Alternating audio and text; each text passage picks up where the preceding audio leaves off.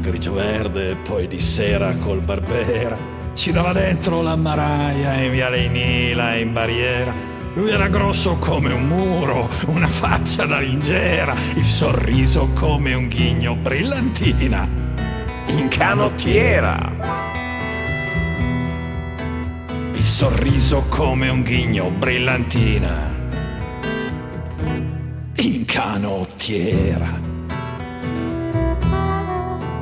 Cicca in bocca e raccontava con la voce sporca e scura di essere stato partigiano di una storia da paura, di vendette mai finite, una vicenda cruda e nera, tutta agguati e tradimenti e 12 anni di galera.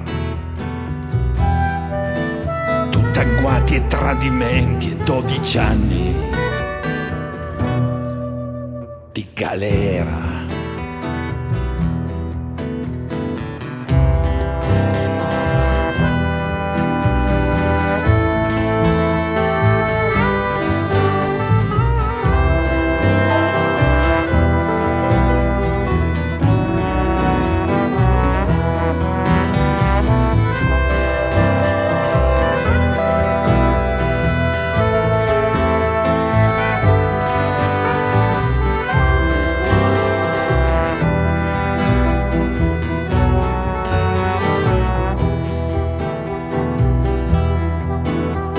Chiamavano Pio il mastino, arrivava verso sera, aveva sempre intorno un circo, anche un nano col gilera. C'era baffo lungo e stretto, con lo sguardo da furetto, e il suo socio Gino il nero che ruscava al cimitero. E il suo socio Gino il nero che ruscava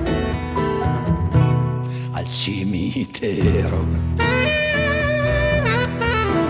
Pio Mastino faceva il grosso, si dava il picchio sulla testa e piegava al 10 lire come fosse cartapesta. E la volta del fascista che dava in giro troppe botte, ci penso io, ha detto svelto, gli rompo il culo e buonanotte. Ci penso io, ha detto svelto, gli rompo il culo e buonanotte. Partito via deciso per andare a caccia grossa con il nano Gino e baffo come la volante rossa. Ma il mastino si è confuso, ha sbagliato l'obiettivo, ha pestato un disgraziato che per un pelo è rimasto vivo. Ha pestato un disgraziato che per un pelo è rimasto vivo.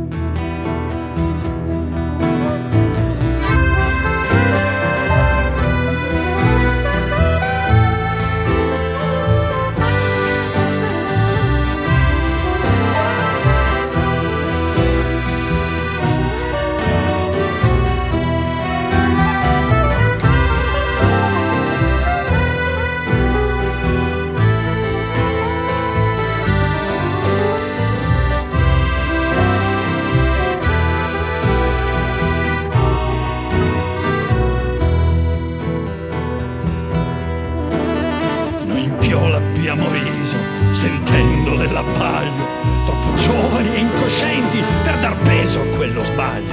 Poi il tempo è corso via, anche il mastino se n'è andato, anche la Piola chiuso una sera. Io avevo già lasciato la barriera, anche la Piola chiuso una sera.